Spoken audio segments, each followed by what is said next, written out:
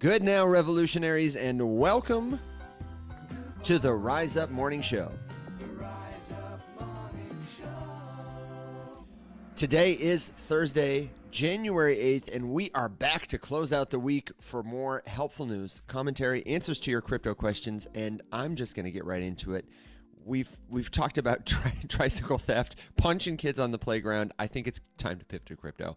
Please welcome back to the Rise Up Morning Show, venture principal, our correspondent, and friend of the show. I'm talking about Geebz, ladies and gentlemen. How you doing, brother? What's up, guys? I'm doing great. How are you guys all doing? Man. Oh, we're doing just swell. So reliving kindergarten bullies stories. Yes. Another day in paradise. Another day in paradise. And now we work in crypto, so here we are. That probably means something. Something. I don't know. I need a therapist. Dude, last time you were on the show, I think it almost has been a whole year, in fact, because I feel like we were talking about predictions last time, and we've brought you back to talk about more predictions this time. We want to hear what you're thinking as you look out at the industry. But first, just very quickly, for people who've never met you, do you want to introduce yourself to the folks back home? I'd love to, yeah. So, Geebz, my real name is Gerard. I've been involved in crypto since 2015. Got really deep into like smart contracts and NFTs when they first came out.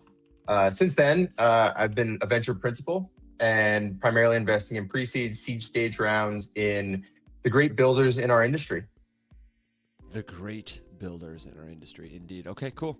And I saw here, if you want to play along, you should head on over to x.com/0xgeebz, spelled just like it sounds, actually, where you're going to a list of predictions that we thought we would pick your brain about. And I'd be curious, as you look out at the landscape of 2026, where you think we are and where you think we're going next. Yeah, I appreciate you guys bringing me on. Number one, I love coming on the show. I think what you guys do is awesome. I think all of you are awesome, and how you educate the wider audience about crypto, I think is really great. And so widen the circle, bring more folks in, and you guys do it in just such a caring and thoughtful manner. I just want to start with that, and just some love and appreciation for what you guys do. Man, thank you very much. Evan, I'm glad you did the ding, because everyone knows I'm still totally unfamiliar with my soundbar everything is, so it could have been a gwump accidentally. But yeah, that deserves multiple dings. Thank you so much. Yeah, we appreciate you, brother. And we appreciate you for making time for this, because, who are investing in companies, they spend time with just founders, or they spend time with just like their colleagues on the phone. And so to give your perspective, we said this in the show before, but like really, the big reason we love having you here, aside from the fact that you're such an awesome dude, is that a lot of people who are looking for crypto knowledge on social media, they are not capitalists, but they're really playing in a venture style investment space. Pretty much everything is pre-product. Yeah, so you're so right. And when it comes to crypto venture, it's a completely different game, right? We are long-term investors. We work with our founders. We try and understand their problems, help them grow and scale their products. And, crypto venture is being democratized in some ways. But to your point, a lot of folks do, I think, treat investing in crypto in that nature. Hey, what is the upside potential? When you think of venture investing versus value investing, venture investors are saying, let me be first in the door. Capitalize this opportunity. Hey, Geebz, we're starting to lose you. Yep, rugged. Yeah, rugged. Evan, I was gonna ask you too, because I'm getting a skip. It's getting better, Gerard. It's coming back. Yeah, I only had it just in the last second or so. I've had the green light on TikTok and everywhere else. So you give it just a take two, and as you spend a lot of time with founders and. Xfinity has been awful for me. Dude, they actually just put in a fiber line by my house, but as they have been working on it, it's been. Yeah, we're in that process right now. Yeah. We can feel it now on Evan, your side as well. It's like audio video skips like once every like minute and a half for like a second. Yep. So anyway, Xfinity, you're doing great, guys. Keep it up. The show is Keep me honest. non-sponsored. If I do start skipping more, please let me know. But No problem. Again. But yeah, a lot of people treat investing in crypto in that venture nature because you have the opportunity to manage your own book. Exactly. And everything is sort of, like you said, pre-product market fit. So for us, we're really trying to get ahead of that curve, be that first check-in, and be a huge partner.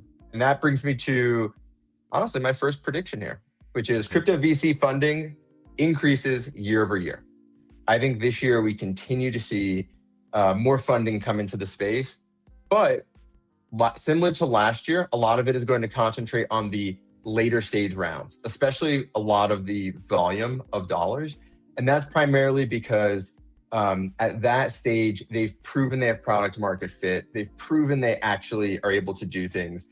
Potentially it's an acquisition. Potentially it's just a later stage round. And we're seeing a lot of this now in the payments and remittance corridors. Those are two sectors where we're just seeing volume. We're seeing, people actually go and use that. One thing to add to that is that launchpads. Have you guys used any launchpads? Echo, acquired by Coinbase, MetaDAO, any of these? Very familiar, but I've avoided around them. I haven't participated in any of the sales. Gotcha. So like MetaDAO has been one of the more active ones. They're running a Ranger ICO right now. And I think that not a lot, but some of the volume starts to creep into these opportunities as folks like ourselves realize, hey, I can go allocate dollars into these early stage rounds. I can be that venture investor. I can choose to be the person that wants to allocate capital here. And so I think there's a bit of like the venture capitalists are going to be putting tons of dollars into those later stage rounds. And you're going to see big venture funds come back into the space. And then on the other side, ICOs are going to be back. I wanted to ask you to dig into this because we recently had Icy from Wolves DAO on, and he and I were talking about the state of crypto gaming specifically and how it's obviously in a bad spot. And we kind of both attributed really predatory venture capital practices to, some of that at least. I think they own some of the blame for that. I think there were plenty of, project side screw ups and everything. But I was curious to get your opinion. If you say that you think it's going to increase, I honestly think that I would agree with that, but I feel like it's going to be very different. It's not like going to be a return to the way that it was before, because I feel like that's really played out. Like personally, as an investor, if I'm looking at a new project and someone tells me like, oh, it's early, super early stage and such a VC and blah, blah, blah, blah, blah, they've all backed it. I'm like, dude, 100% miss me with it. I'm not interested in any way, shape or form. I don't want anything to do with this like laden VC coin. But if it was like not specifically for a massive chunk of the token and it was later and we got to do something about like the massive vesting cliff and the way that most of those SAFTs work for early stage investors, which is not just VCs, that's also KOLs. I want to see both of those things die, but I feel like I would probably agree with that prediction. I don't know if you have any. Yeah, let's break that down just a little bit. You bring up a really great point, which is there has become this stigma against VCs in the space for like VC coins. And I think that's become really popular in probably 2022 to 2024 or 5. And I think even till today, that stigma hangs around. And that stigma comes from, some of the vintage around 2020, 2021, when these startups were primarily using SAFTs. So a SAFT is a simple agreement for tokens. So it's you are selling just tokens out to individuals that want to buy them. And what you're seeing now is that no longer is the primary VC funding method. It's actually changed to what's called the SAFE, which is you're buying equity in the company. And part of this prediction, I think that tokens and the idea of tokens starts to deteriorate over time because of this stigma. So what we're seeing now primarily on our side is a SAFE plus a token warrant, meaning I get the equity side. And then if you happen to launch a token at some point, I will get the token benefits as well on my investment. I'm actually primarily bullish on the equity side of things. I think we're in a very merger and acquisition friendly period of time. And over the next few years, we're going to continue to see more of those happen. And there will be more exit opportunities for VCs. And it won't be just via tokens. Because I agree with you. There's a number of protocols out there that had, they sold a bunch of tokens to different VCs, and effectively they got very wealthy off that effect. And I agree with you that I think those days are slowly going away. Yeah. And then, Geebz, one of the things that I had heard, and I'm not in the venture capitalist world, but I'd heard from one other person we had spoken to, but like this past year or 2 years was the least profitable for venture capitalists in crypto, or at least more people got burned. Is that true? Is it a little different? Is there a little bit more kind of nuance and detail to that kind of general claim? Yeah, I think that is, as a general claim, I think that that's probably accurate. A lot of venture funds have struggled over time. And so part of this prediction here is I think a lot of the 2020, 2022 vintage funds are going to fail to raise a fund 2 or 3. The funding environment has become much harder for venture funds. The return on capital has become harder. And I think a lot of investors who traditionally went toward venture funds are looking and saying, I should just buy Bitcoin. Like, I'm going to get 2x on my capital, right? Maybe 3x. Now, there's certain funds that continually return really high rates, but I would say as a whole, most people who invested in venture funds generally probably wish they invested in just Bitcoin. I think a lot of retail investors feel that way too. A lot of retail investors feel that way. Whenever I chat with folks in our community for office hours, or, a lot of comments are just like, yeah, learned my lesson with altcoins. Just buying Bitcoin, stable coins, and some other things too. And I'll let other people play that game, or at least really reducing the amount of their portfolio that was going to be in altcoins. So I definitely feel like, I feel like everyone gets burned once, and then maybe twice, and then we all slowly become more Bitcoin maxi-ish. It's the nature of venture, right? Yeah. You're investing in a very particular manner, shotgun approach to a whole bunch of different things that for this and that and this thesis, you believe has whatever potential. But I don't know. It was getting like so heavy that some sort of a collapse and a reset was inevitable if venture wanted to still be relevant. Because I said, I actually don't know anybody now who's excited, like on the retail perspective, about seeing a list of venture. I would feel better if I saw like one and I had some sort of a release from that firm talking about like why and their plan. And then, like you mentioned, some sort of a support system because it's in all of your collective interests for the project to succeed, right? So it would make no sense at all to have, that was my first experience with venture.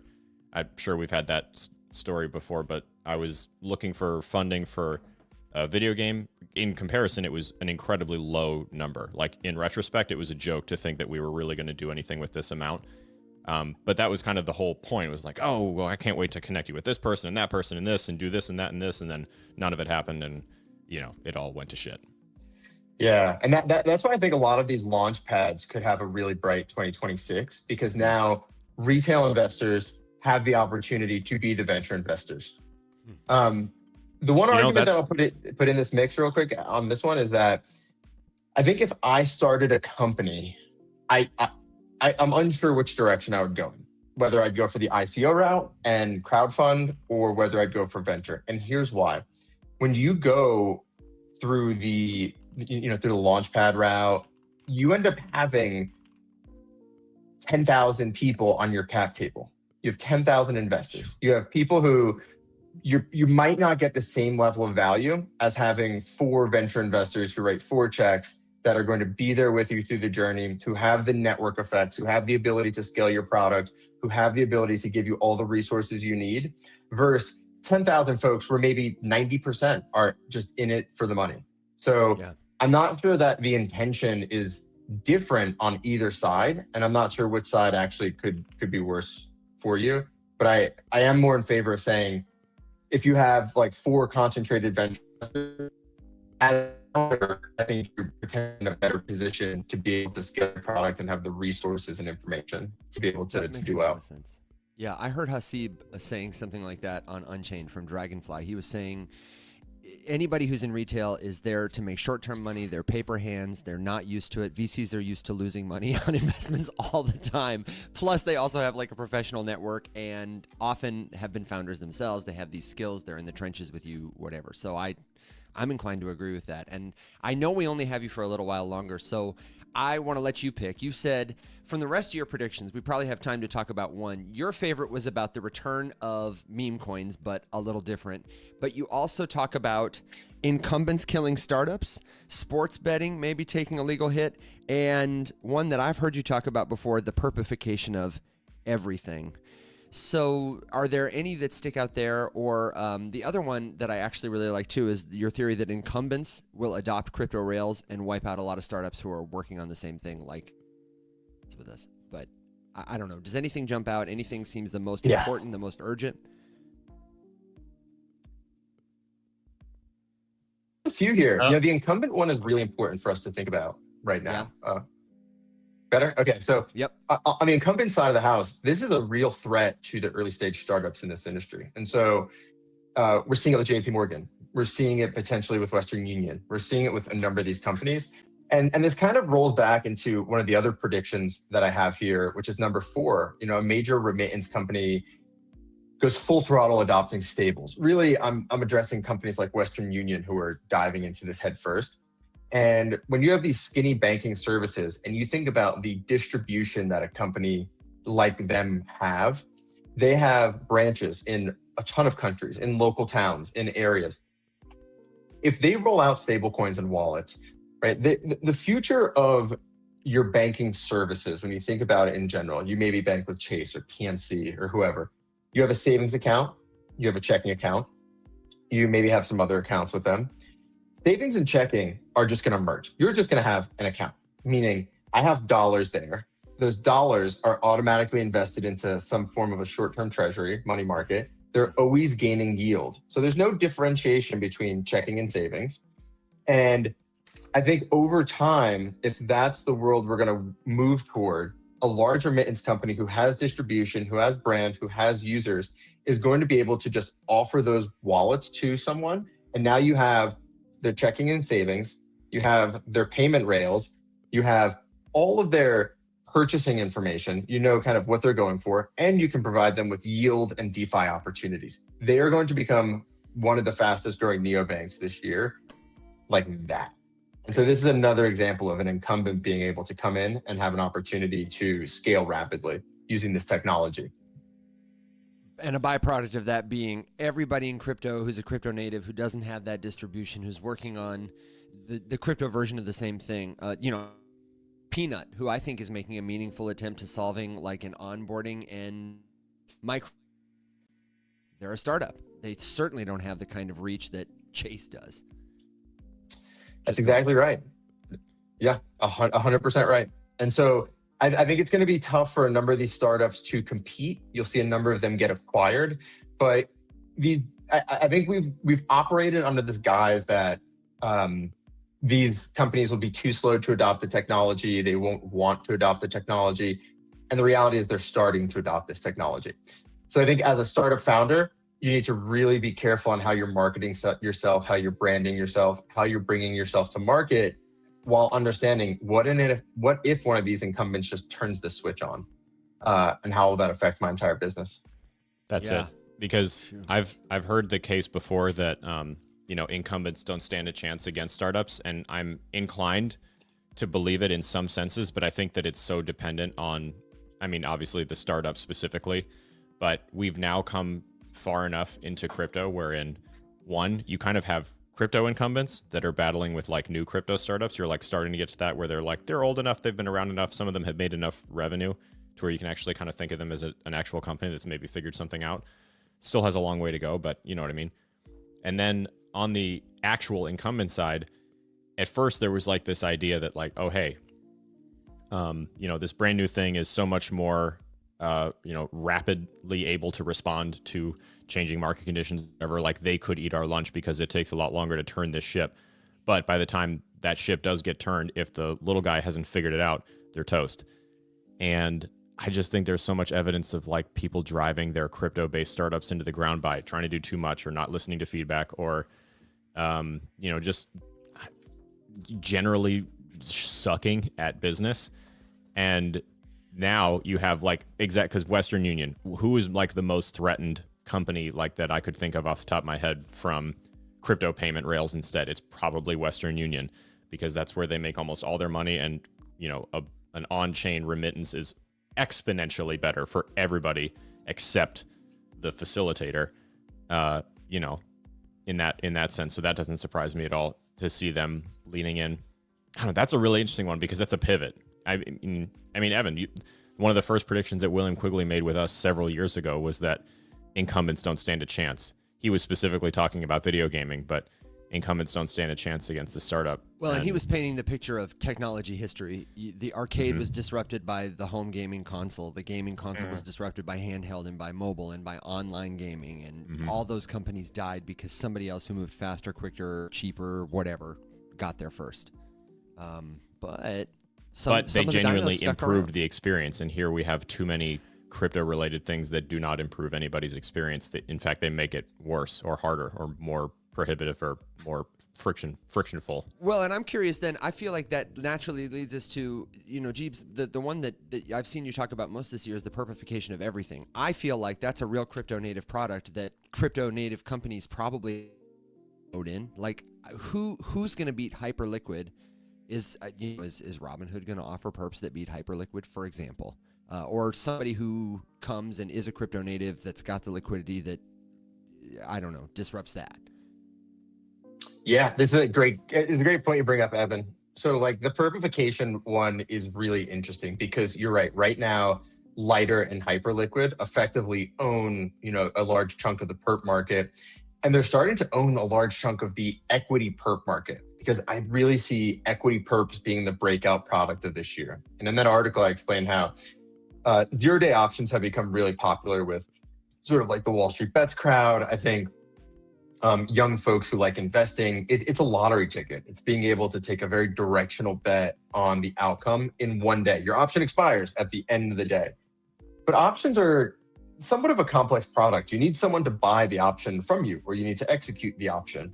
And so this is where I think perps come in. And I think perps on equities are going to be one of the best ways to express that bet for retail traders. I want to go long. I can just do 10x leverage, long hood. It's a directional bet. If it works out, 10x my capital, right? Or sorry, my bet is 10x the size, and I can benefit from that. And it's really clear on where my outcome is.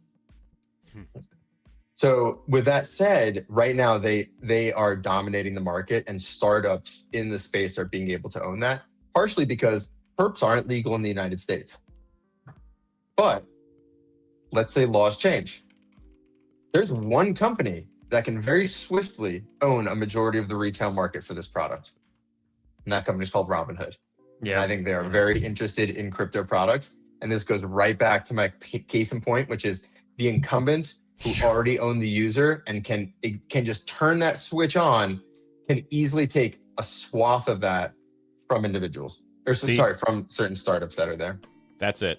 They already own the user, and we had however many years wherein crypto companies decided for whatever reason that they were not going to obscenely aggressively pursue user acquisition, and that makes no sense. It's the single biggest miss, and I am going to be the crotchety old fart who from now until I die, I will roast them for doing that, because it's the single biggest fumble that they could have possibly had in the formation of an industry. Like, no, we're cool in our little tiny little clique here. We're all gonna, this clique makes money.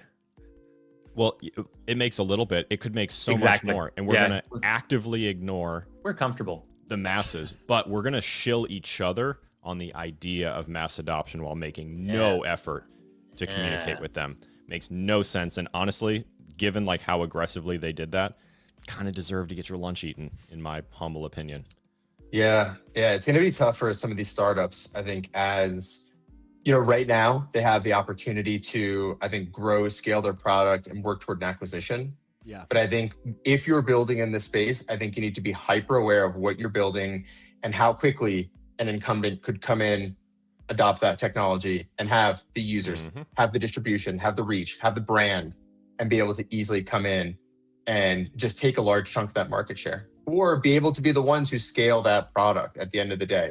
Like, you might have invented something, you might have had like your core user base, you might have generated some fees. But I think if you look over time, especially in crypto, if there, there's some cool charts that do this where it will be fee generation per smart contract. So you could actually see, like, over time, the protocols that are generating fees, and it sort of morphs and shifts over time. And you can see how quickly a protocol can go from being a high fee generation protocol to just nothing very fast. And I think you just have to continually be innovating, continually be growing your users, and continually be aware that the incumbents are at the gate and they're knocking. Okay, before we let you go, do you have a final thought or an ask for our audience? Is there anything that we can do for you, brother? You came and went so quickly, and we got to have you back again on the show. I would really love to have you back, man. Like, I don't know, you got to come like once a month or something and just hang out with us, because I'd love to come chat with you guys. You guys are so bright, so good at just, I think, articulating this and just aware. You talk to everyone in the industry. You guys like know what's going on. It's like the guy in Game of Thrones who like hears everything that's happening. Dude, I do have to say, Varys is my inspiration for how I exist in this in this space. 100%. But also, I love Alex's goals. Like, my goal is to literally know everybody in this space. I actually think so. I've seen at least one post by another creator in the crypto spaces. We don't necessarily like one another, but I don't really make anything about them. They don't say anything about me. But they made one video and it was tagged. And then I went into my DMs and I was like, the video was gone. I just gave like the eyes emoji. And he was like, I decided to delete it. He's a really big creator. And I was just like, I wonder if that's because at the Rise Up Morning Show, we literally are starting to know everybody in crypto. It's kind of interesting, but it is funny when I think about the people we have on the show and the people that like just like walk up to, us at like conferences and stuff, and just like, oh yeah, like we know these people, they're our friends, we talk to them, and it's just like, oh yeah, wait, this is the founder of Tether, this is the founder of Aptos, oh, this is all these people at Base and Coinbase and Kraken and yada yada yada yada yada. It's just like, oh hey, it fills me with anxiety when someone like mentions a company. I'm like, oh shit, I don't know anyone there. And then I'm okay, well, now I got to go through all the mutuals on Twitter and find out who do I know that knows them. And then, hey, can you introduce me to blah blah blah blah blah blah blah. And now it's I'm trying to catch up to Angie because she has me beat. Yeah, Geebz, do you know our friend Angelica Pinzon? She's at Turtle Club now. Yes. I don't think so. Oh, but you know what? I actually think she and Turtle Club have parted ways, and Angie is super sharp, and she's probably the only person I know that's more connected in my immediate circle and interested in talking to people at crypto conferences than Alex. So we'll connect you guys because...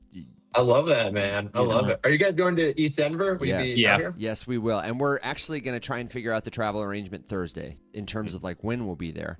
Are you, if you're hosting anything or doing anything or there's an event we can support, let us know, but we'll have dates for you when we'll be there soon. And I'll give you guys a shout. Yeah. I would the hometown conference. So it'd be great to see you guys. Planning on it. Maybe we'll schedule some time on the side to get together. And then I will be hosting small events. So I'll send you guys some details.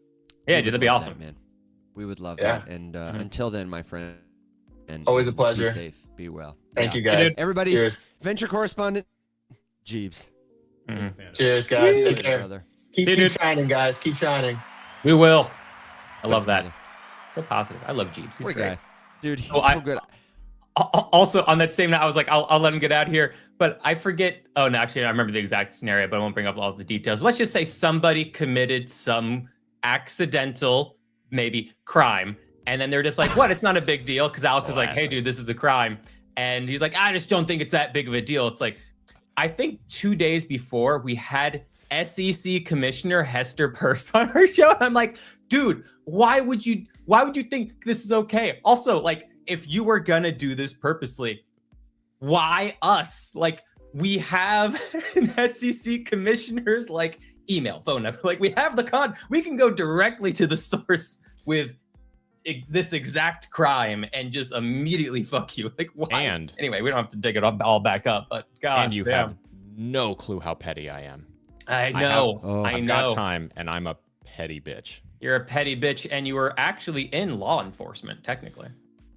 Just briefly. Yeah, just briefly at the federal Oh, it's just like, God. Yeah. Anyway, it's just kind of funny. Meanwhile, we were just trying to make videos on the internet and help people. And now here we are. Here we are. Yeah, we're going to keep building. We're going to keep shining, guys. I love that. Keep shining. That's nice. Geebz is great. I love that dude. Dude, and I always feel like I wish I could spend more time talking to him. He's so generous with his time and with his knowledge. So I really do recommend, if you're looking to get closer to good primary sources, people who work in this industry, who are connected and who are nice, then do give Geebz a follow. He's at 0xGeebz, Geebz, over on X. I shared it on the screen here a couple of times. If you're listening in podcast land, I'll try and pop a link in the description. And you can always get it from the YouTube screen share. Now, we do have a lot of questions rolling in. I have seen and tried to take note of them here. But Will, you also had some breaking news backstage. Am I caught up on what's going on, or do you want to read us into it? Yeah, so I saw a bunch of talk about Zcash, which is down 20+% right now off of this news. And the headline was, the entire Zcash core development team just resigned. Now, that sounds a little dramatic. And here's apparently the whole situation. So on January 7th, the entire Electric Coin company team resigned. This is around 25 people, including Josh Sweetheart, the CEO, Chelsea Comlow, the chief scientist. The reason? Internal governance conflict with the Bootstrap board, described by Sweetheart, the CEO, as constructive dismissal. Now, I don't know all the details of that yet, but the Zcash network is still running. But around the dump rumors of insiders were rugging Zcash on-chain data does not support that at all. And then somebody pulled up the actual flows of data. So no one's rug pulling Zcash. There's a lot of talk that Zcash is being rug pulled. That doesn't seem to be happening. But 25 people, including the CEO and chief scientist, who are responsible for developing Zcash, did all resign at the same time. Can I tinfoil hat for just a second? Yeah, absolutely. Love a good tinfoil hat. There is no way that was not forced by someone.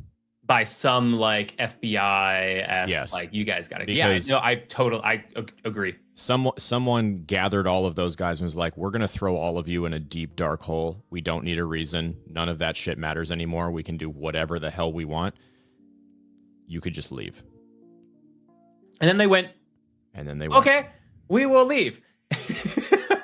It kind of goes back to our conversation of oh, not your keys, not your crypto, regarding Venezuela. Oh, the United States couldn't get that Bitcoin. It's just give me your Bitcoin. Oh, wait, no sound. Evan's internet's toast. All right, there he goes. There he goes. If here. Well, at least it didn't happen with Geebz. Oh, hey, we might be back. Okay.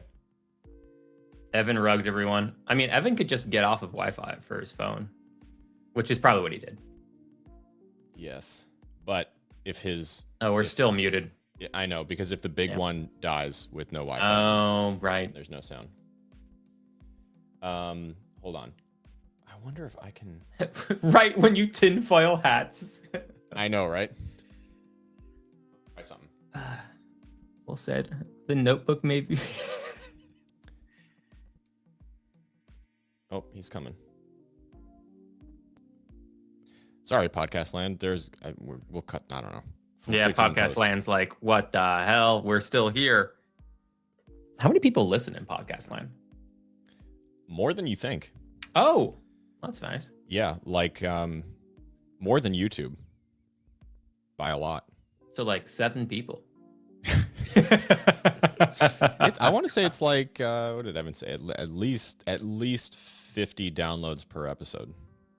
Oh, damn. Okay, that's pretty cool. All right, here we go. I am so sorry. I mean, hey, it's just stupid. It's all about Xfinity, right? I will absolutely die on this hill. Please. I did love the comment of, right as we were about to be putting our tinfoil hats on, suspicious. Very suspicious. Yeah, exactly. Very suspicious. You asked, could I put my tinfoil hat on? And I said, yeah! So please continue and give me just 2 seconds. I'm coming right back. Go ahead. I mean, the only thing I said, I think, as we were getting rugged was that there's no way that wasn't like a, hey, guys actively working on privacy, in this economy. We're going to throw all of you in a very deep, very dark hole for literally ever, and we don't need a reason for it, and you could just leave. And they were like, yep. Sounds good. Say less. Out we go. That sounds like a good trade. I'll take that. Will you take that trade? I'll take that trade. Yeah, huge bummer. There's no way that wasn't like an attack. Yeah, but that was the reason why I've said for years why I'm not interested in touching any privacy coin ever and having any wallet I have associated with any of those coins, because I'm just like, these are the coins that are most likely to be forced to be delisted from centralized exchanges. They're the coins that like anyone's like, oh, you touched that coin? Guess who's getting audited? I'm just like, I don't want to have to go to the IRS and have to go through an audit. Granted, my accountant will go do that, but I still don't want to do all that. And it's just like, I don't want to touch a privacy coin because it's like the most obvious target by, the government, because government no likey privacy. Yep.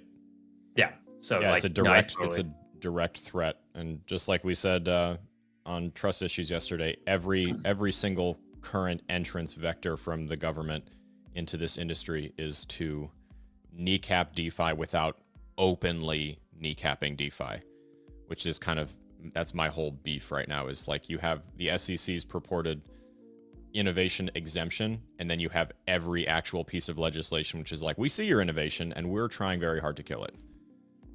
Yeah, it's also like, we will kneecap DeFi as much as we can, but give it enough wiggle room so World Liberty Financial makes money. Oh my God, isn't that right though? Give it enough wiggle room so World Liberty Financial makes a lot of money. Okay, so the real question is, are we buying Zcash? No.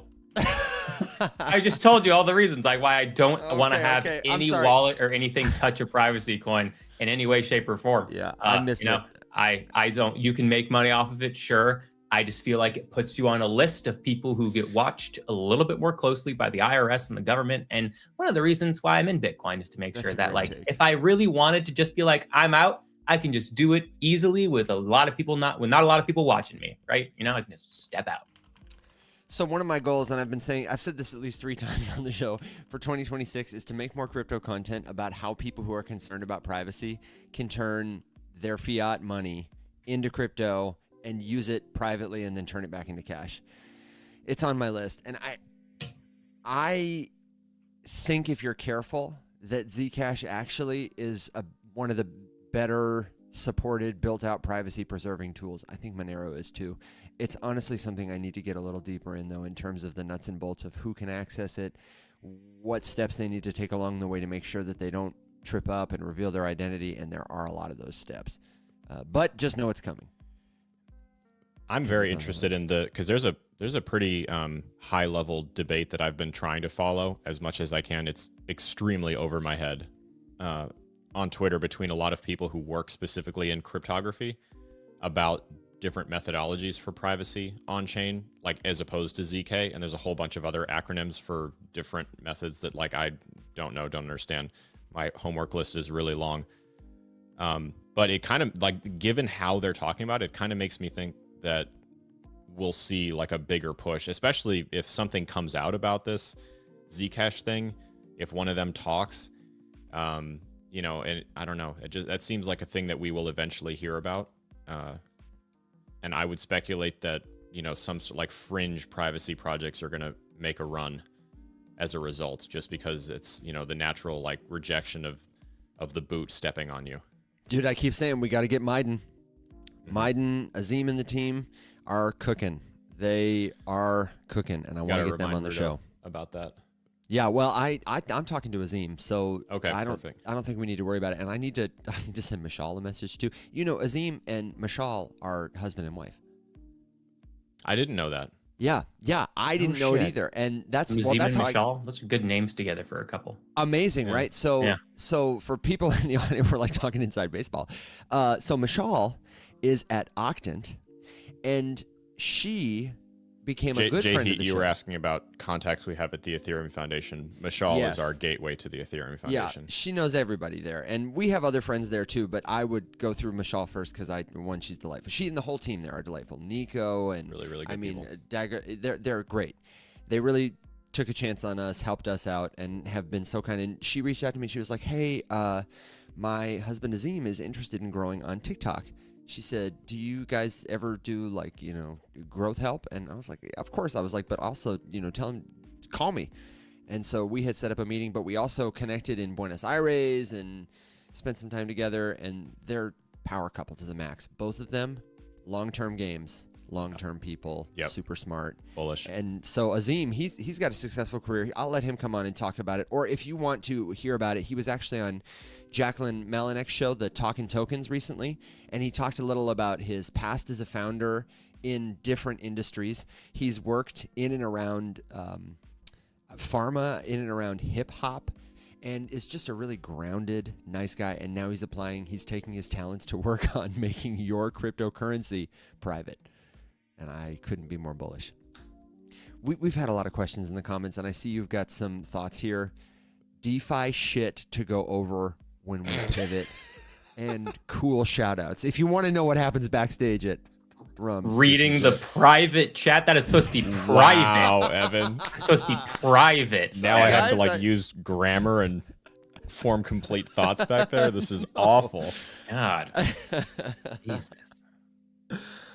Listen, I feel like the people want to know what goes on back here. I'm not gonna read what you said about your underwear. Chelsea asking a question on TikTok about receiving Bitcoin and unable to see it in a wallet. But yes, I'm glad you returned to that. I feel like this is a tricky one potentially to go through while you're limited by TikTok comments. So I'm going to give a quick shout out to the circle. Yes. Because I feel like I probably need to see a screenshot of something. I'm not. It sounds like a problem that can get worked through. Can you just read people in the audience who are like, wait, what's going on? Well, no, I'm like being read in right now because I missed a couple comments and I got the first couple. Chelsea Okay. said, help. I don't know what happened to my Bitcoin. I'm worried I've been scammed. I've lost it. I sent it to a wallet from Binance or maybe on the Binance network. It sounded to me like it was either a scam or it was a common user and wallet error. Sometimes when you send tokens, you may send them to a network that's not installed on your wallet, meaning they're there, but you can't see them. It could be a wallet glitch. Your wallet is not set up to function on that particular network. It's down for it. You may have sent them to the wrong network, which could be bad. But in either case, like Alex said, we need more information. The place you got to go, Chelsea, is community.rumshq.com. When you see it, you'll get a start here message. When you arrive there, you'll get a start here message. It's on a website called Circle. That's who hosts it. It's like Discord or Facebook groups, but easier to navigate. It'll walk you through step-by-step how to join. You can create a membership with a username and a password, and it's a great place. Just send a message in any channel there once you get in. Hey, it's me, Chelsea. I'm the girl who, whatever. Tell us the whole story with as much information as you can. Send us screenshots. We'll help you figure it out. Anything to add, fellas? No, the only thing that I'll say is I have also several times, sent things to a wallet, and then, especially in the early days, first few years in crypto, and I was like, I don't see it. And then I went on the blockchain, and I see Chelsea's like, it's showing on the blockchain, and I've verified it's the correct address, and I'm just like, okay, but like, why isn't it in my wallet? I'm freaking out. And then it was just like that. It was like, oh, I didn't say add this token. I didn't have in the case of Bitcoin, I didn't have the Bitcoin software, downloaded on the wallet yet, so it's not showing. It's on the blockchain, and that's my wallet. I don't see it though. Then it's just something in the wallet that I'm missing just to let it show. And I've had that happen, I don't know, 3, 4, 5 different panic attacks. Panic attack moments. Yeah. Dang. Okay. So it could be as simple as that. But yeah, Chelsea, hop in there, send screenshots. We'll get you through it. That's an important pivot. And while we're on the community, let me just say one more thing. Our friend Boris, hey Boris, good to see you, friend of the show, asked or said, the Rise Up Community Utility Coin. And I responded, okay, but what's the utility? And if you're curious about us launching tokens and coins, boy, have I got some good news for you. We actually need your help with this. I posted this in the Circle community yesterday.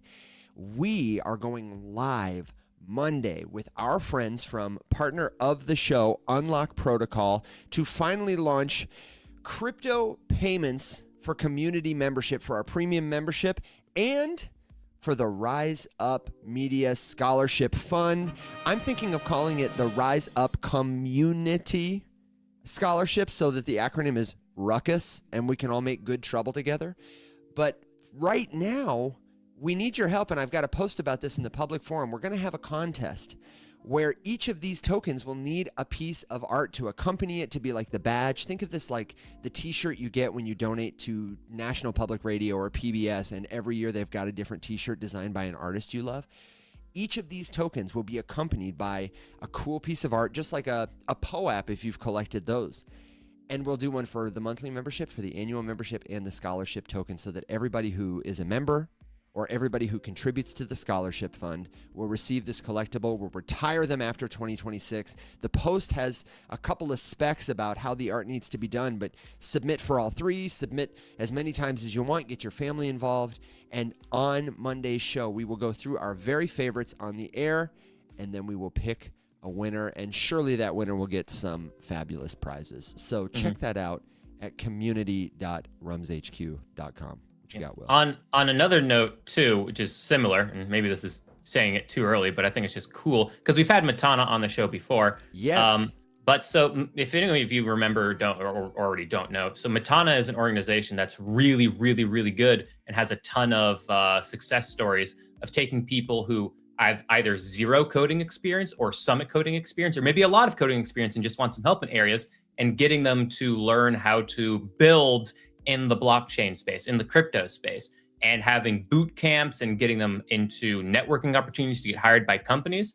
And we are right now in the process of getting referral codes, discounts for people to join these boot camps, because they can be a little expensive, right? I mean, these are like, some of them can be like multiple thousands of dollars, but we're trying to get you like $1,000 or $2,000 off them, or like multiple $100s off smaller things. You can also take it in much more bite-sized approaches. But for folks who are looking to try to get started in the space and just want to like increase your technical skills, start building some technical skills from the ground up, we're going to start, having a discounted way for you to be able to do that more cheaply, effectively, and start building your network in the crypto space as well. So we'll be having Zara from Matana on the show. I think she's scheduled, but I forget when. So, but yeah, she's going to give us the referral codes and all that. So if you yourself or someone who is interested in building in the crypto space, but wants to brush up on some technical skills, come head on over to the Rise Up community, tell them about us, and when we have the discount codes and the programs, we'll educate everybody on what they are and get you set. So there you go. Beautiful. I absolutely can't wait. We love those folks. We have a past episode with them, and we will have a special link on our site that you can use to book a call with them, to get the discount code, all that stuff when it's live. So thank you for reminding me about that, Will. Alex, DeFi shit? Yes. Yes. I'm just pulling up a couple tweets here, but basically the long and short of it is yesterday I was digging around on Twitter for people who... Ooh, Alex, I got to rug you. Someone put a call on my calendar at 9 a.m. So no. That's final thoughts. Okay, go. I'm unprepared. I'm unprepared. You're on the spot. Do it now. Hello, my honey. Hello, my darling. Default. I don't know, do good things, be good people, make a bunch of money, and I don't know. Have a good time. Final thought, really, actually, tomorrow is going to be a very volatile day because the Supreme Court is likely to make a decision on whether or not Trump's tariffs are legal or illegal, which will shake up global trade. And I don't know if it's going to be good or bad in terms of how the market's going to react. So just understand that tomorrow is going to be a little odd, probably. So, we'll see.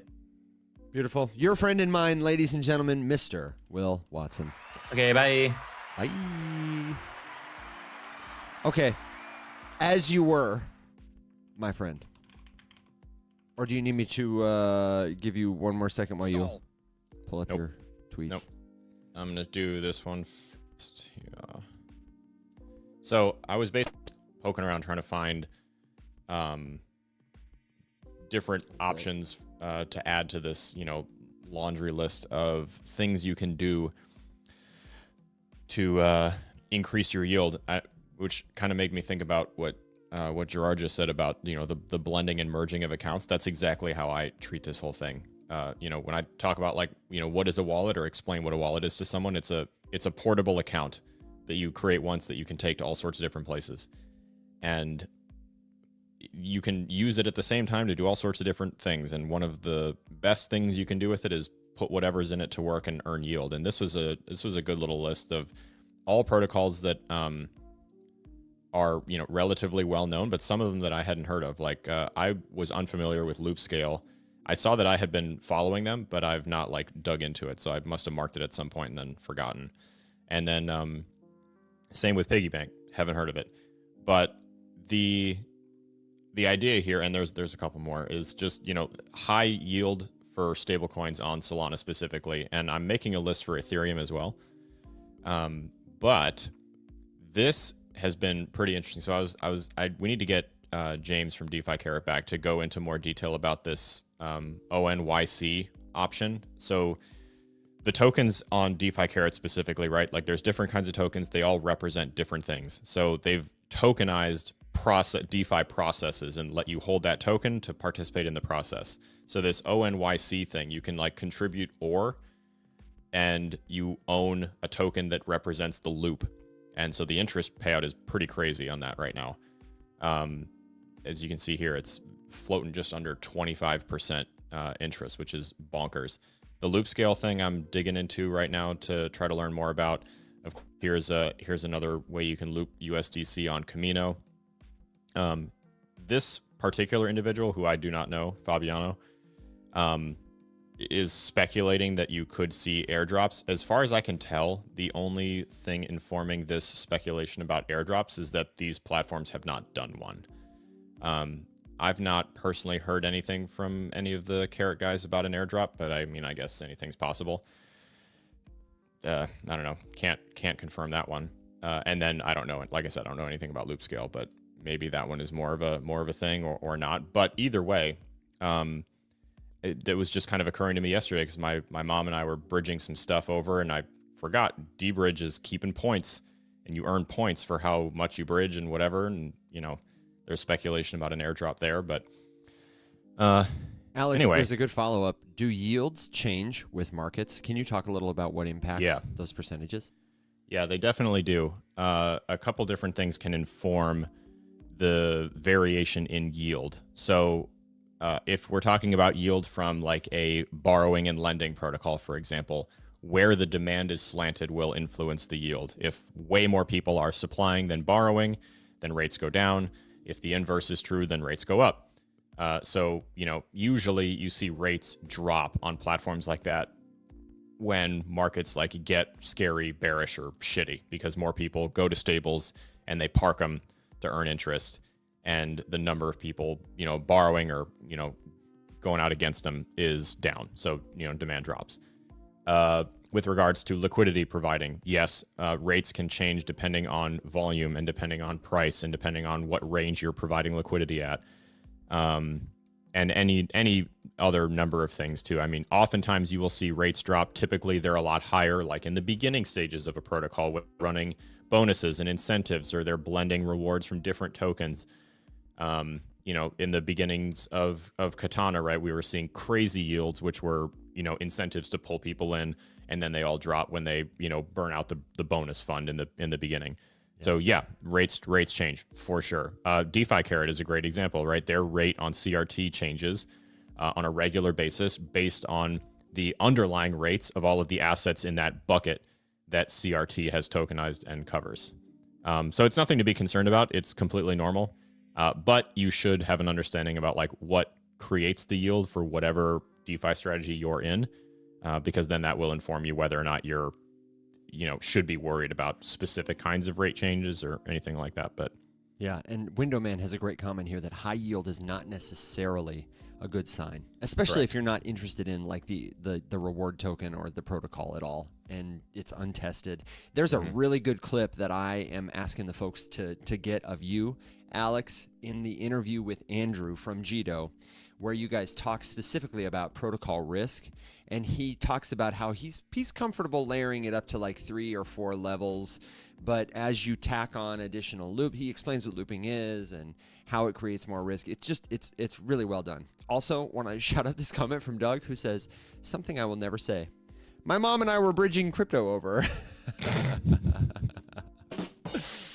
Yeah, probably me either, pal. Probably me either. Shout out to Linda, who is delightful and also the best trader in our community. Props where props are due. The conversation started by her saying, "Well, you know, I staked on Gedo, and that was really easy.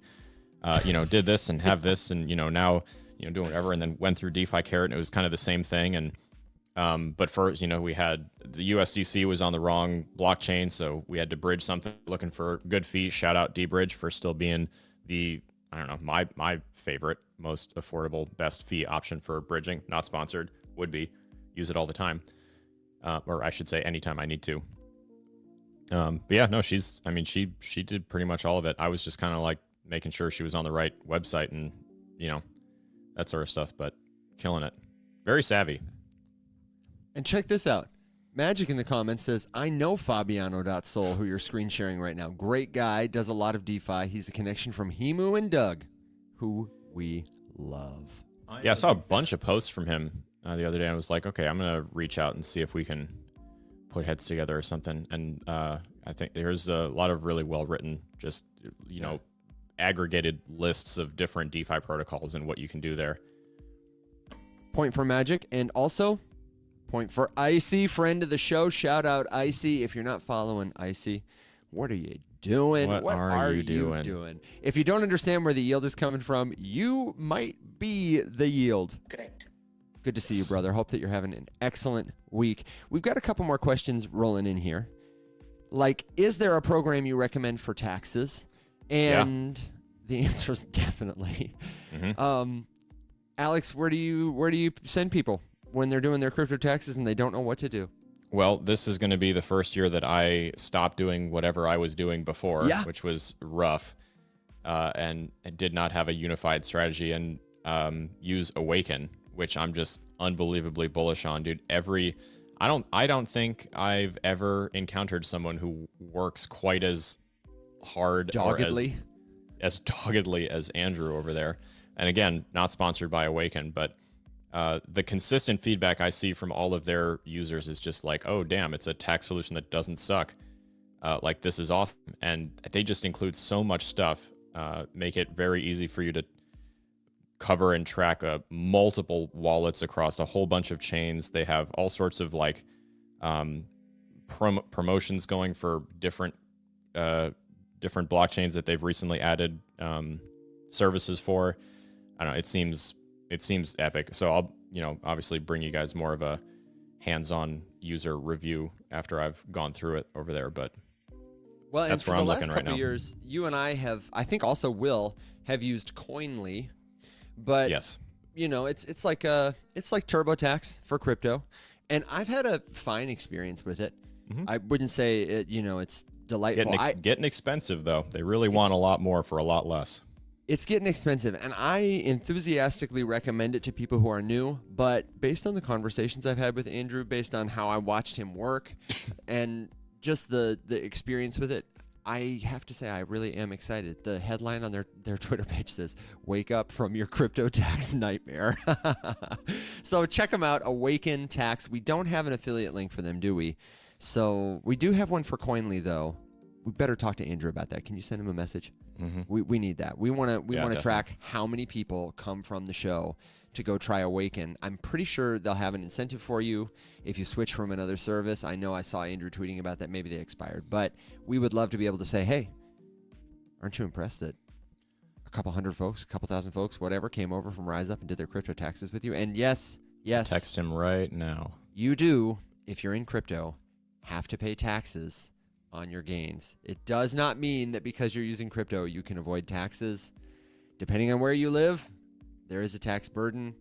And I do happen to know another tool that can help you calculate some of that. I am not going to say its name 3 times or it will magically appear, but Blockchain Basecamp, which you can find a link for in the community. What'd you say? I know. All right, I'll show it to you. I know. Oh my gosh. Hang on. Before you do show it to me, can I? No. Well, you can. The folks probably want an update though. Is it about ready to debut? It's in a rough. I took some stuff apart yesterday to reopen. So actually, right now I'm going to say not today, but we can look at it next week. No, that's fine. It needs some fixing. It's putting from the rough. Yes. Where is that guy? I really like him. Shout out to Raging Cajun who says you can report losses as well, which offsets gains. Now, as we they are still running the promotion, by the way, $99 off if you switch, and bring your tax history with you.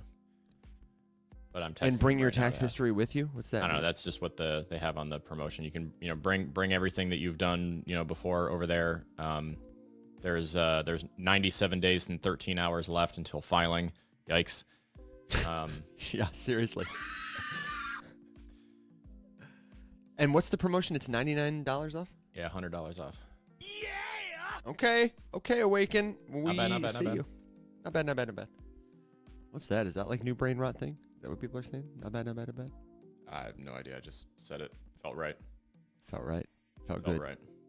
Also, Coin Tracker is another one. Crypto Angel says, Coin Tracker's been very hard for me to get all my wallets and exchanges to update properly. It's been such a nightmare. I'm afraid to try another. Hey, we get you. And we will have a tax seminar, a tax class, lots of threads and discussions. We have accountants, we have tax prep professionals, we have all kinds of people in our community who have done this before, who can answer the common and not so common questions you have.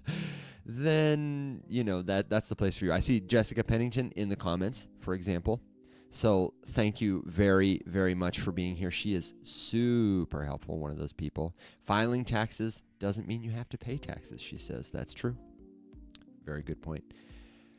I also wanted to give a shout out while we're in transition. Alex, I'm looking at you to find another comment or question thread you want to pull, but I really want to pull the thread of gratitude to say thank you to all the sponsor partners and friends of the show. I'm talking about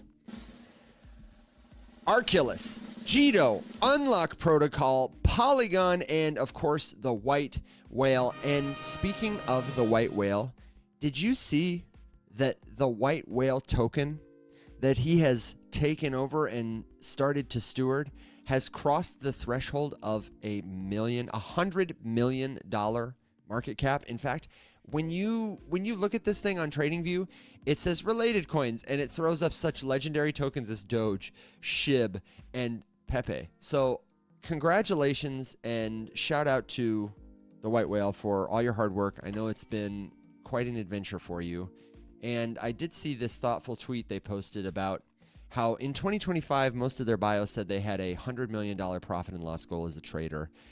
And though they didn't make it before the market collapsed, this turn of events, it seems like, has helped them to reach that goal. He says, when I transitioned from creating value for myself and instead focused on creating value for others, I did in 30 days what I was never quite able to achieve all of last year. Lesson in that. They had asked us if we would consider doing an educational workshop over in their Telegram, because a lot of people there are curious to learn, are excited about what they're learning, and the White Whale wants to provide value. So Alex and I were talking about it yesterday. I want to hear what Will thinks, especially because we don't want it to come off like we're endorsing you should go buy a meme coin, because this is a PvP token. It's not like the ground is firmly set beneath it. But education is always good. So we're thinking about it. We're talking about it. And Mr. Whale, if you're listening, I will text you back. And we'll get some education for the people. So congratulations and thank you very much. Alex, what do you see in these comments? Well, I'm currently... You haven't even been looking. No, I'm fending off everyone who's bothering me from outside the comments right now. No one has any respect for my time. Rugged me so hard. Where are they bothering you? Where are you chatting right now that is not in the show? Got a secret chat? Just day job bullshit. Oh, yeah. Hang on. Listen. Am I on the clock yet? No. Does anyone give a shit? No. Oh, my gosh. The question comes in from Jolyn1436. What's USDC dominance? Can you clarify, Jolyn? Yeah. Are you asking what it is, or like currently how dominant USDC is compared to other stablecoins? Let us know. And Alex, explain to us in the meantime. Give us a definition. What does USDC dominance mean when we say that? Well, the definition of it would just be like how much of the total crypto market cap is taken up by USDC. And tracking stablecoin dominance is a good way to kind of gauge, wherein people are leaning. Are they literally more heavily exposed to stables, meaning they're unsure, they're not, opening positions in other volatile cryptocurrencies, or they are, which would usually indicate, more bullish times. And the dominance of USDC right now, I actually don't know where I would go to look that up, because I would imagine different places report different metrics. But one of the places, if I really wanted to get to the bottom of it, Circle publishes reports about like usage, reserves. I would compare that to Tether. I'd ask GPT about it, and then triangulate what I find there with other places. Here's what I do know off the top of my head is that USDC tends to be favored in places where there is a strong like regulatory preference expressed. They've made a lot of inroads in the United States, for example. People in the government like them. By which I mean they may not favor them, but they certainly have cleared a lot of hoops compared to, say, Tether. And so if you're looking at the United States, USDC is a more dominant token that more people use, that's more well integrated into our infrastructure. Tether, however, is the world's most traded cryptocurrency token, period, that settles against more trading pairs than any other token. And Tether on Tron particularly does numbers when you're talking about how people transfer money using crypto rails around the world. Although, shout out to our friends at Polygon. Rudo is coming back on the show next week, and he's got an exciting announcement that Polygon is doing a little reframing of what their mission is and the value they provide, oriented towards making money move on chain. They surpassed ETH yesterday, wasn't it, Alex? We were saying like $400,000 or something was generated in fees by the chain. And most of what is happening over there is people moving money. Aishwarya Gupta, when he came on the show, shared that almost 50% of rugged. Aishwarya Gupta shared when he came on the show that almost 50% of USDC micropayments happen on Polygon. Correct. So lots of different stats, lots of different places, lots of stuff you can verify on chain. I don't have a good, quick reference right now. Bearded says total stablecoin market just hit $318 billion with USDC and USDT together at 80% dominance. Shout out to the chief fact check officer. USDC grew, he says, 73% in 2025 to surpass 75 billion, outpacing USDT's 36% for the second year, driven by institutional adoption and DeFi liquidity. These moves on the Polygon side are kind of exactly what I would want to see from a group who, opened up the fresh conversation with the world in the space to say like, hey, we feel like we dropped the ball. Here's the plan. And the plan seems to be, which does include us, to be fair, methodical, long-term awareness building while the protocol works on adoption, while the token team works on fixing incentives around investability in the asset itself, while they are focused on helping all of the businesses that exist there also grow. It's like really, it's a lot. There's a lot going on as we talk about like, what is a blockchain's core responsibility as an ecosystem if they want to make investors happy, give them something to look forward to, continue to grow the ecosystem, actually make an effort to get some sort of adoption or use increase. It's a lot. The only other one, honestly, besides, you have the big two with Solana and Ethereum kind of chugging away, but a lot more resources, bigger teams, bigger organizations, was Avalanche. And they just kind of hitched to the wrong wagon, and they went very, very all in on the gaming side, but they were doing all the same stuff. Although I have to say, I don't really know anything about like any specifics with like AVAX as a token, like any changes or any specific musings about, like its potential or really anyone. That's one I don't hear about that much anymore, except kind of, is it ever going to do anything? Shout out to Doug for the assist. Also, this is TradingView's stable.c.d chart, crypto stablecoin dominance percentage. And I think it's representing how much of the crypto total market cap is composed of stablecoins. Can I get a confirmation on that, Fact please? check yourself, brother. But it looks like we're creeping up higher and higher. 10.41%. Let me look at the last 6 months. Oh, yeah, we're up bigly. For the people in podcast land, this is an up and to the right chart. In the last 10 years, it's not been tracked for that long, but looks like they've only been tracking it for about a year, actually. So interesting. Alex, we were talking about this last night in the comments. What percentage of your portfolio right now is in stablecoins? And how has that changed over the last couple of months? Well, it's heavy slanted in the stablecoin direction right now because we recently finally got paid for the very first time to ourselves, not as a business, which is exciting. So all of that's stablecoins, and I haven't really done anything with it. So right now it's kind of a heavier slant in the stablecoin department. But in terms of my deliberate portfolio construction, right now it is actually. I'll just tell you. Hang on. I'll just tell you. Why am I trying to remember when? Why remember when you can just verify? Black XXOR says, I started moving to stables because Alex told me. Good. It's like 60-40 with 40 in stables, 40%. Although 80% of that 60 that is a volatile asset is all yield farming right now. I think that's about like me too. I've got just over 50%, I think, in stable coins. Yeah. And I think and that's dwindled actually from a little more a while ago. Mm-hmm. And I think I will continue to dwindle as I find opportunities to deploy it in. I keep trying to talk myself into becoming a swing trader.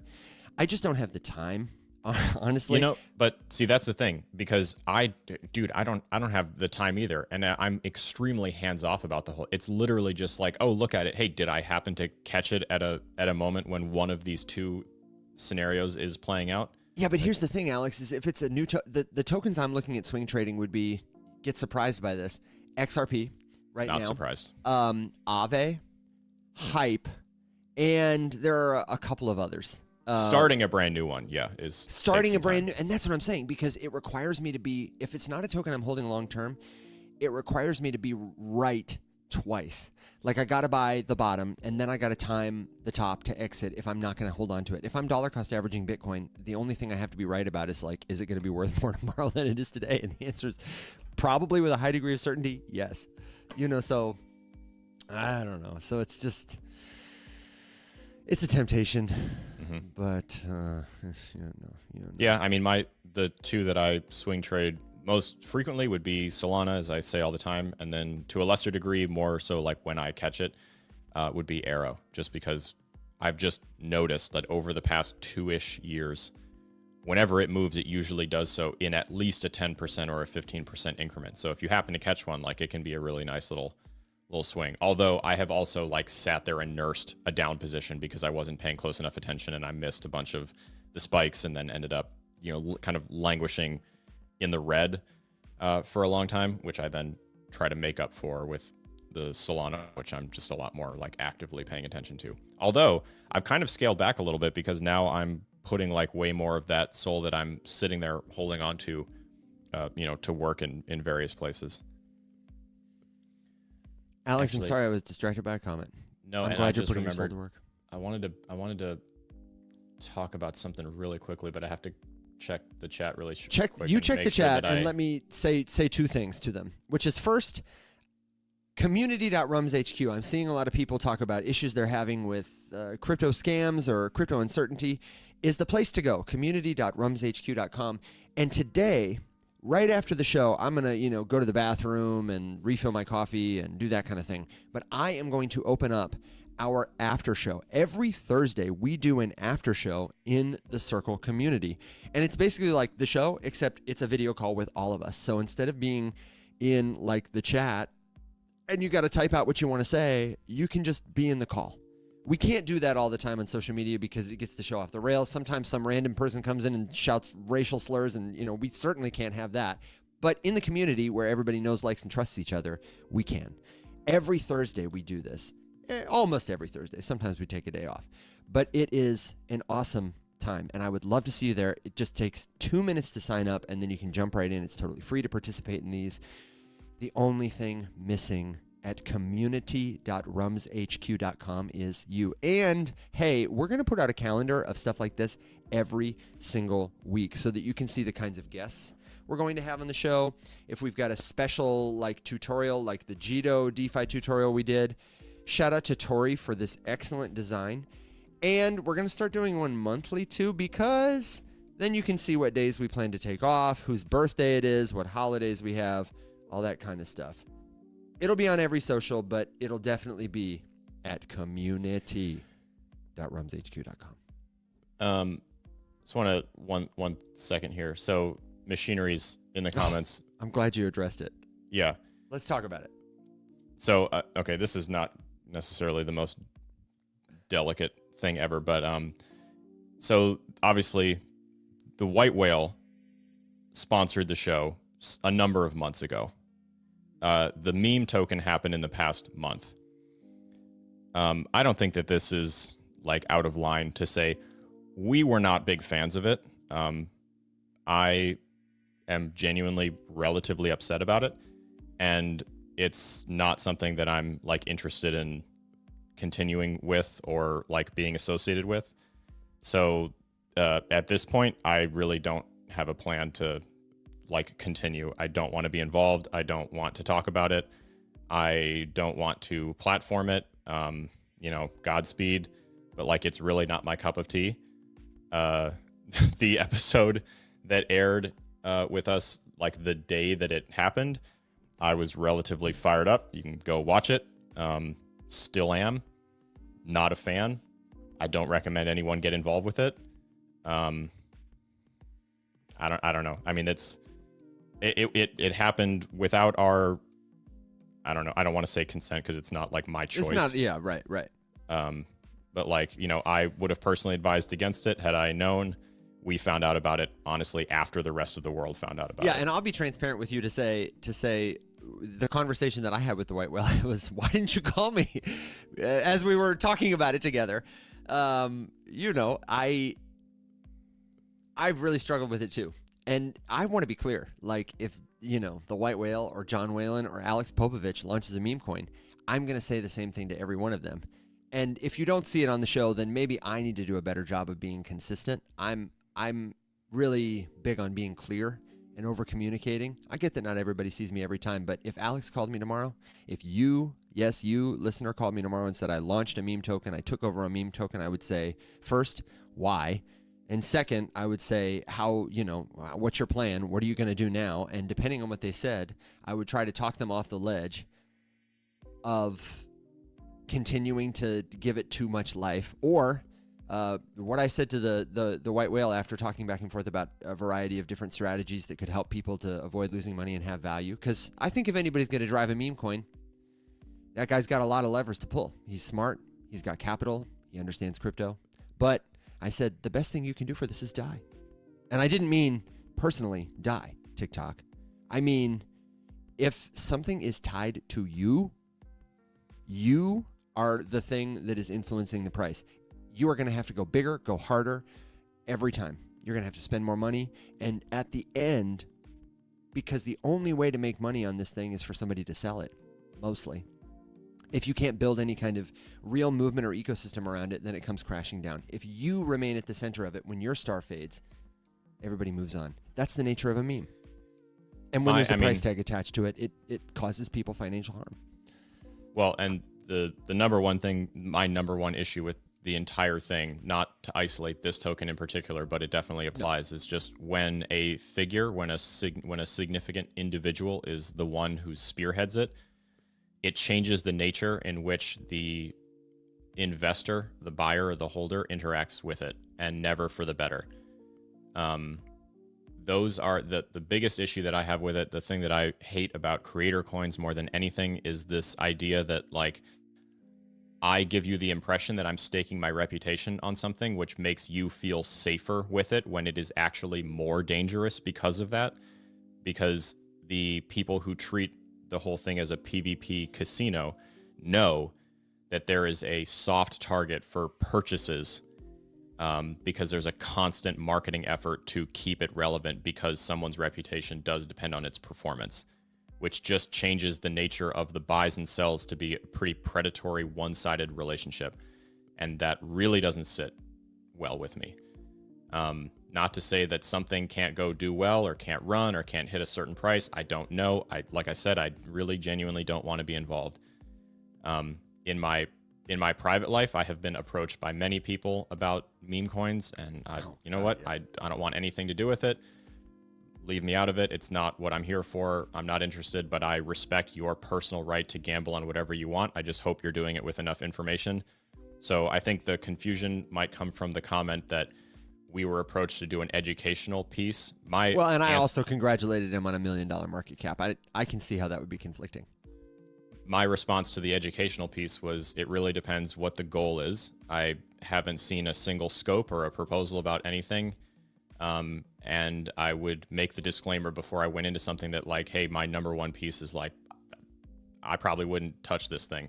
Godspeed to you. If you happen to find yourself up, take some profits and count your lucky stars, because I don't know. And it's not personal. No. It's just, I don't like the vehicle. Yeah. And I don't know, it's meme coins are fun. It sucks. I mean, if I'm being like super blunt and super honest about it, I'm really genuinely like pretty angry that I'm in this situation, because it's hard to not feel like you were maneuvered into it. And then my choices are a contract, which was not defined as being a thing that could be violated for a cause. But like at the same time, I'm like, this is a really like awkward scenario. And like, I am incredibly public about my feelings on this stuff. So like, you can't be surprised, Alex, you're like my anger translator. That's my, yeah. We work together well. So, we don't hate meme coins, but we really do. I couldn't have said it better. And I love the white whale. I appreciate the trust, the support, and will continue to be a friend to him and everybody in the crypto space. If John Whalen called me tomorrow and was like, Evan, I need help, I would be like, brother, what can I do for you? So don't get it twisted. I love John Whalen. I love all of you. Alex is a little disappointed. But I'm sure, that's why we're here. We're here because we want the space to do better, to be better, to tell a better story. Now, it's time. I know, Alex, you've got some responsibilities to attend to. We have got to ride our dogs and ponies into the sunset, so I can get to the Circle After Show. If you have a question that didn't get answered, you know what to do. Head over there. Before we do, Alex, I'm going to take this moment to do a final thought for all of us to you, which is to say, the rumors are true indeed. Tomorrow is Alex's birthday. Congratulations, Alex, on surviving another year of life. Life has not rugged you yet. Not yet. No. So many well wishes coming in the chat where that has been leaked. Great week of Alpha. Alpha is what's your favorite kind of cake, Alex? What's your favorite birthday treat? I feel like I don't know this, and I should. It's carrot. Okay. How apropos! I just realized that's extra funny because of how obsessed with DeFi carrot I am right now. But genuinely, my favorite kind of cake is carrot. Okay, excellent. We are gonna find a way to get Alex a great big carrot cake for his birthday, and when we do, we will tell you about it right here on the show. Join us in Circle. It's like, wow, carrot cake, bro. Yeah, sorry. I love if it carrot helps, cake, man. I also really like just like a really dense, plain cheesecake with like a really good graham cracker. Oh man, crust. The cake that my mom used to make for my birthday every year was a behemoth of a cheesecake. That's a good one too. Really good. Okay. We'll get a little cheesecake, a little DeFi carrot cake. DeFi carrot cake, yes. Yeah, DeFi Delicious. carrot cake. Dude, those are like my two favorite things. You remember cake from back in the day? I was such a cake bull. Loved me some cake. Now carrot cake. Okay, we got to go. We will be back here same time, same place, Monday through Thursday. Monday, we'll be here with Unlock. Our partners from the protocol are going to help us launch that scholarship and membership Pay with Crypto token live. We need your help with it. We want you to submit art for it, participate in the contest for a fabulous prize, and come back. Tell us what you are learning. Tell us what you need to learn. Share us with your friends. And until we return, my friends, thank you for being the very best part of what we do. So everybody, stay safe, be well,